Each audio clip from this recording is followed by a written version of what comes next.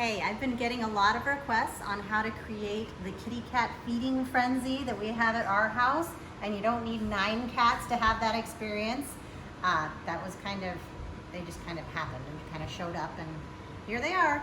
But what we did do was we changed to a partial wet food diet, and I did a bunch of research, and we make our own wet food because feeding 9 cats canned wet food is really not financially feasible.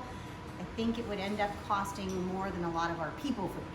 So, after some research, here is what I ended up with that my cats go absolutely crazy for. And it's easy to make, it just takes a little bit of cooking time. And this first step, after you complete this first step of turning the burner on, that's where most of your time comes in. It is cooking down the chicken. What I am using for this cat food project is chicken leg quarters. Cats eat a high fat, moderate protein, low carbohydrate diet, which sounds surprisingly like what we call a ketogenic diet. So dark meat chicken is a really great way for them to get their calories. I also read that they metabolize poultry really well, and chicken is what I can easily get a hold of. The other things we add to it are pumpkin. This is homegrown pumpkin. It's roasted down. There is nothing added to it. So if you use canned pumpkin, which is perfectly fine, you just have to be very careful to use 100% canned pumpkin, not pumpkin pie filling. Sugar and cats is not a good combination. It's not good for them at all. What I have here in the jar is ground flax seed. This happens to be brown flax. There's golden flax. If you use whole seed, make sure you grind it down. They do not have the teeth or the digestive tract to break down the seeds effectively. So, step number 1, this is frozen chicken. If you have a pressure cooker, this first step is going to be easier for you because you just basically what you're going to do is follow the directions for creating chicken stock. I am going to cook this chicken and cook this chicken and cook this chicken at a fairly hard boil until it completely cooks down. See, she smells it. Until it completely cooks down. And then I'm gonna pull all the meat out of the bones. I want everything except for the bones. I want all the skin, I want all the meat, I want any marrow that can cook out of the bones. All of that is really good for your cat. So, if you use thawed chicken, this step is a little bit easier. But you don't have to. That's why I wanted to do this. I was like, you do not have to thaw your chicken first because you're gonna be covering this with water. Well, as long as you have a pot that'll fit it, right? You're going to be filling with water and then cooking.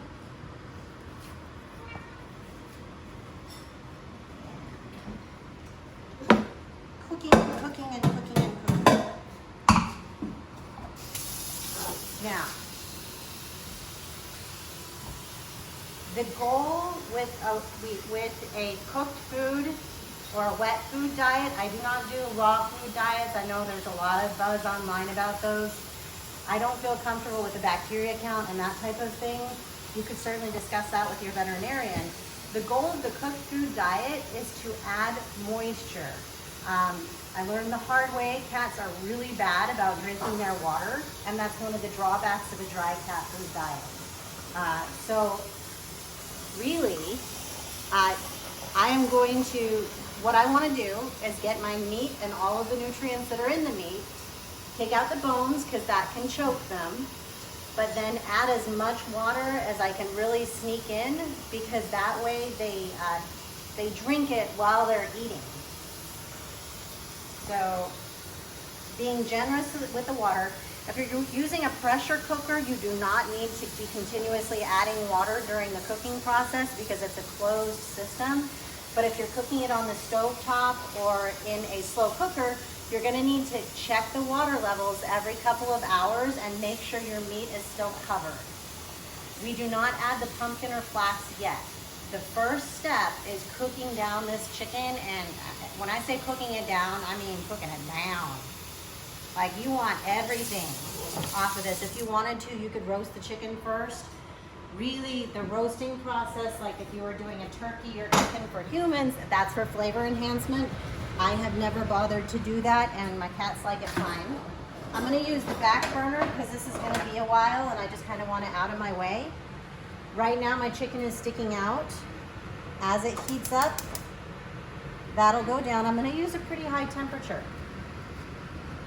because this is gonna be cooking hard. This is on a gas stove. I'm using like medium high. On an electric, I would go with a full high. So for a few minutes, I'm gonna let it cook open until the chicken settles down. Be careful not to season your chicken. Cats don't need the extra salt. They don't need pepper. There's some cat foods that add just like a little bit of rosemary and other things to their cat food at the end. I'm not, simply because I'm not completely convinced on the nutritional value. I know when my cats sneak outside, they may nibble on some grass and they like catnip, but I prefer to keep that separate and not in the food. Something like the pumpkin, you can also use shredded zucchini, is added for basically for vitamins, and it's also good for urinary tract health. And flaxseed, just like for humans, is an excellent source of healthy fatty acids, hence the addition of that. But this is all for step one. Not very labor intensive, but you need to have a chunk of time where you can let this chicken cook for hours. And we will come back once it's cooked down, and I will be able to show you what that looks like. And at that point, we pick the chicken, which is the most hands-on part. Somehow chop the chicken more or pull it apart. There's several ways to do that, and I'll show you a few of them. And then add our other ingredients and package it for storage and distribution. All right, it's been a couple of hours, and I want to show you what you want to look for so you know when to turn the burner off. This chicken has cooked enough for our cat food purposes. Do you see how it's basically cooked right off the bone? This is what we want. So I'm going to go ahead and turn the burner off and start cooling the chicken. If you put it in your fridge, make sure you put it on a pot holder. And once it cools enough that you can handle it, we can move on to part 2 of making the cat food, where we put it all together. Okay, we are ready to pull our chicken, which means basically we want everything except for the bones. So I have a colander in a big giant bowl.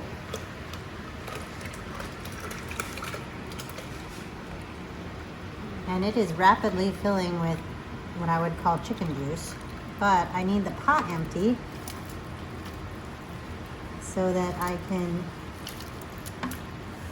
put the liquid back in it. We need the liquid too. We really truly want everything but the bones. You got all the bones out, Kelby?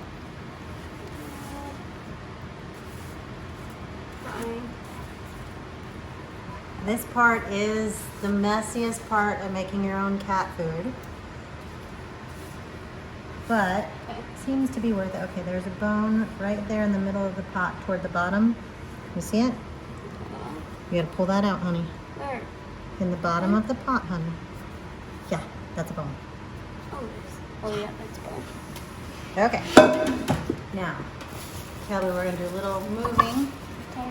Hold this bowl of the bones over our, hold it, let it drip from, actually, I really want it to drip. I really want it to drip over here. So switch to hold it over the pot. Perfect. And this is where it really is nice having a helper. Otherwise, you can use an extra bowl to maneuver all this. All right. Put it right in the bowl. Now, what Kelby is going to start doing, I'm going to move the chicken stock back to a burner. She's putting all the meat in the silver part of the bowl and just putting the bones in our garbage bag lined extra bowl.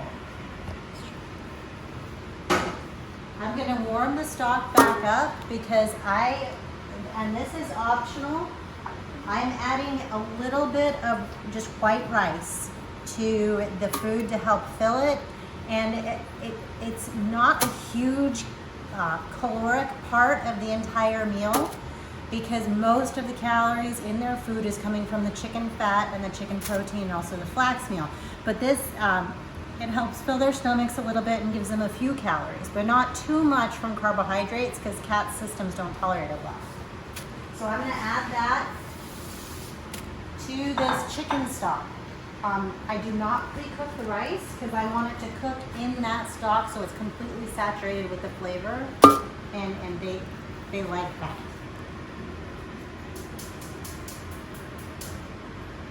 Alright, so I'm back to help Kelby pull the chicken.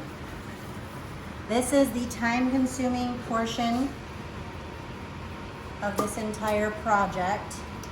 And I keep the skin, I keep the fat, I keep all the meat.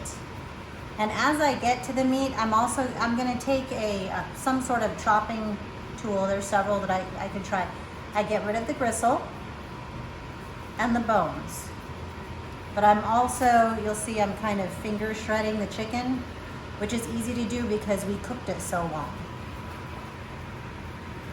So. There must have been a little bit of broth on the outside of the pot. Can you hear it sizzling over there?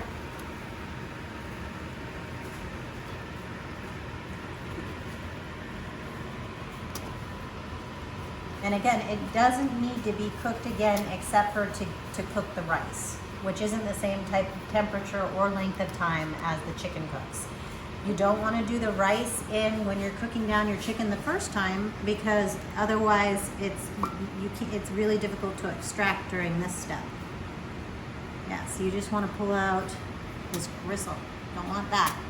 You can feel it's like a water. Yep.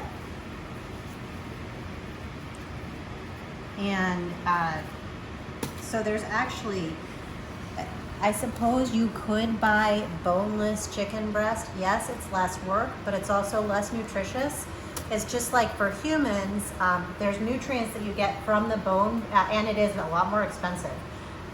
But there's nutrition that you actually pull from the bone marrow and cooks off from the bones themselves. So it's just like it's great for your cat. If you have access to organ meat, they also eat that, although I'm skeptical as far as the quality of organ meat in general, simply because of what livestock is fed these days. And most organ meat is any mammal's initial filtration system. Now, I landed on chicken because although most cat food has cute little pictures of fish all over it, cats primarily, at least the domestic varieties, they don't live on fish in the wild. They mostly eat birds and really tiny little mammals. So yes, a little bit of salmon every once in a while is apparently really good for them because the fatty acids in it. But I get a similar fatty acid from the flax meal that I'm adding to this. And the cats go nuts for the chicken, and it is the most economical option available for me. Might be different for you. Maybe come Thanksgiving I'll do a turkey this way, because that's when they all go on sale. But just be careful for those small bones. Really good them. Yeah, I mean, cats are somewhat smart, but it's better to get this filtered through. It's not like they're going to eat them and spit it out. No, the risk is it getting caught in their throats. So, again, this is more work than doing something like, chicken breasts, but it is more nutritious for your cats who require a high-fat diet, and also it is a lot cheaper. And when you use the bone-in cuts, like leg quarters, you're getting extra nutrition as long as you cook it for a really long time. Or again, if you have a pressure cooker, it would be a similar setting to what you would do if making a bone broth.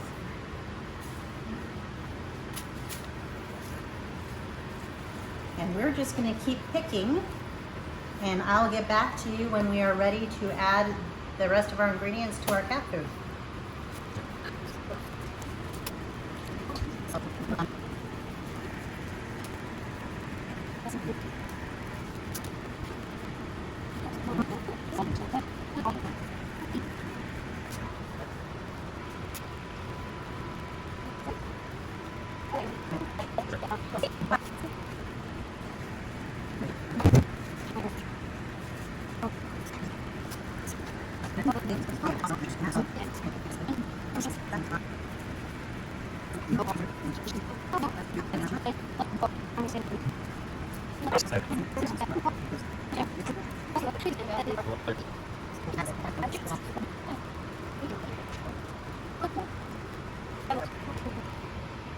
Alright.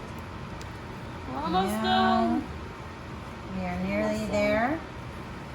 Though I did use my fingers to break the pieces up as I was searching for little bones and gristle. I'm going to do one more step to get the pieces really small so they mix in well with the rest of the food, and also so it's easier for the cats to eat. Because they don't have big mouths. Though sometimes they're loud. Rocky does. Their jaws aren't big enough to handle big old chunks of meat. All he can fit this whole bowl in his mouth, seems like. He finishes it the first. This is the first cat to finish. Alright, so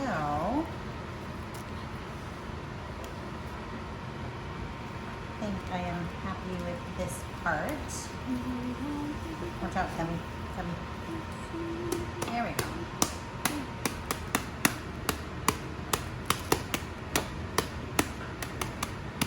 You got a beat going there. Yep. Bum, bum, bum. So you have a few options. Kevin, don't play with it, dear. I'm mashing it up. We have a few options when it comes to making bite-sized pieces. If you have a food processor, you are more than welcome to do that. For this job, we fold over. Basically, it's a stick mixer. It's a nifty little thing, but it allows me to keep everything in the same bowl. So Kelly, can you bring our Kelly, can you bring our cat food over, please? This? Yes, dear.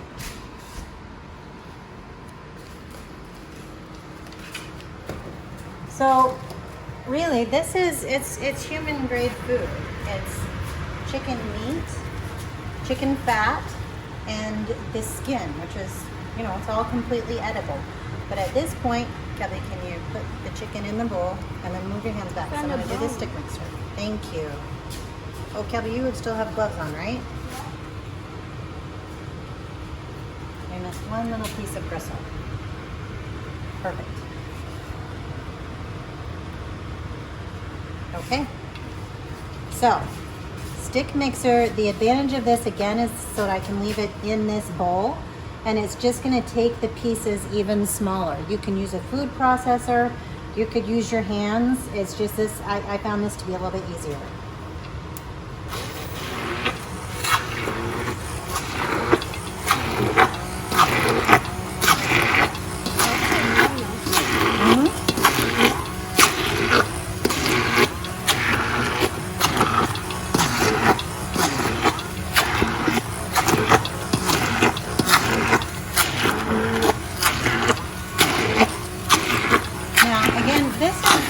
Similar to the process that food would have to go through at the commercial food level.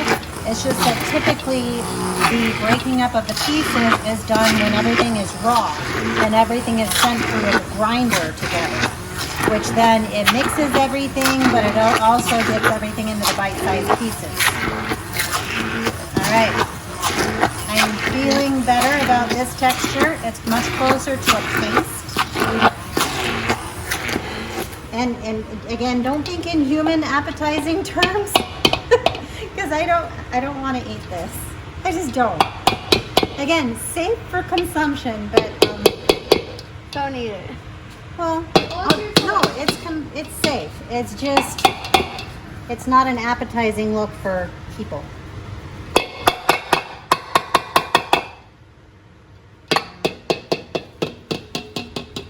Kelby, are you ready to help me scoop it into the pot? Or actually, let's get a spoon. 1 second. So our spoon, our pot, Backbone. okay. Our pot is full, well, it's not full, but that is the stock that we already Boiling. strained. Did you We added the rice. The rice is almost cooked because it's white rice, so it cooks faster than brown rice. You don't need brown rice for the cats. They're not equipped with digestive tracts for handling that type of fiber anyway. So white rice, if you're just using it as a filler type food, that's what you want to do. I think Kelby, white rice is good. would you please hold the bowl so you don't have to? Can I It's take okay. off my- Yeah, you want to take off the bowl? You gotta take them off? Yeah. All right, my helper will be back in a moment. What else I have on hand is I'm gonna do pumpkin. Another option is shredded squash. And this is Pumpkin. roughly 4 to 5 cups of pumpkin. So you can convert that to the jar. It's not quite as concentrated as canned pumpkin that you buy in the store, because this is basically pumpkin that I roasted and then scooped it out. So there's a lot more water still in it than, say, commercially canned pumpkin. All right, will you hold the bowl? No, I would like you to hold the bowl. And that is because, dear, this is a very hot pot.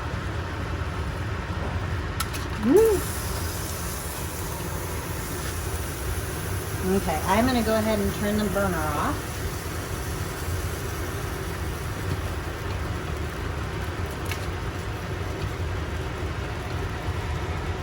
Is everything go well? Yep, that's okay. Less chance of you being splashed. I'm sure.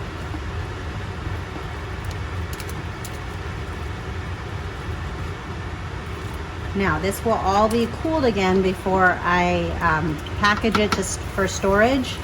So I will probably, it's fairly late at night right now just because that's how my day ended up. But I will probably end up feeding the cats out of this big batch in the morning and then separating it into meals, essentially, at some point later in the day. But when I do meals, again, I'm feeding 9 cats, 3 of which are kittens and then 6 adult cats. And so I will put their serving size for each of them into either a Ziploc bag, or I use vacuum sealed freezer grade bags. And either one is fine. If you have the vacuum seal ones, I think they're a little bit easier, especially because every day after I use the amount that I need, I'm throwing the container away. So it truly is a disposable unit, which those vacuum seal ones, like what the pumpkin is in, it does make it a lot easier and they're less likely to leak. And this is a big batch, and even with 9 cats, the last batch that I did, where I did 10 pounds of chicken leg quarters, it lasted me over almost 3 weeks, feeding 9 cats. So if you are not feeding 9 cats, if you're feeding fewer, just think how far this amount of food will go. You do not have to do it very often. And our cats eat a lot. Well, our cats eat to figure out how much to feed the cats, I went and I looked at the feeding recommendations for wet food and dry food.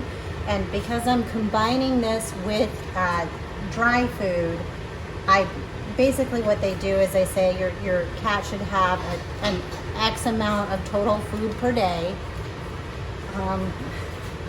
I think Kelby's taking a bowl to let the cats lick it. But the cats should have an X total amount of food per day, and you just need to get if you're feeding your cats twice a day, it's going to be smaller amounts each time, or really for convenience sake, I'd probably only give them the wet food once a day. Our cats eat in total once per day. And for the adults, it's a little bit over 1/3 cup of dry food and then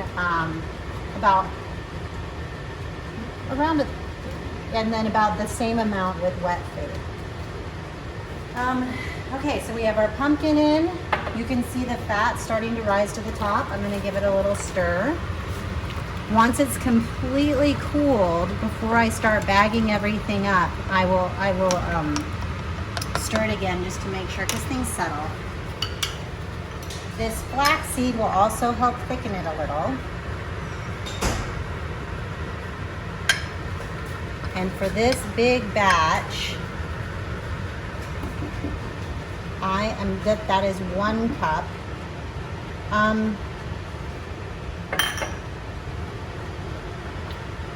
And flaxseed, if you've never used it for anything before, it is an excellent thickening agent.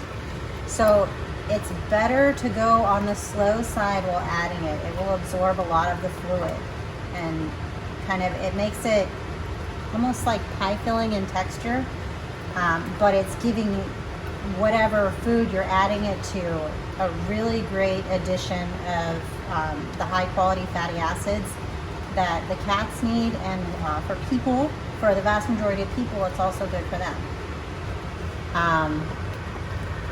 But here we go, you can see it's almost dissolving. That's why I heated this back up after cooling it to pull the chicken. It allows the rice, the burners are off now. It doesn't need to be hot again, but when I cooked the rice and brought the temperature up, it's allowing the fat to return to a liquid state and get mixed all through with the flax and the pumpkin and the chicken and the rice, and so it's all together. Now, this is gonna have to cool again before I either serve it or store it, which it will probably be serve and then store tomorrow. But that's the cat food. That is what my cats go crazy for. What you saw with the Kelby feeding the cats this morning, that is the show that we get every day. They love it. So that's it. Let me know how it works for you in the comments below.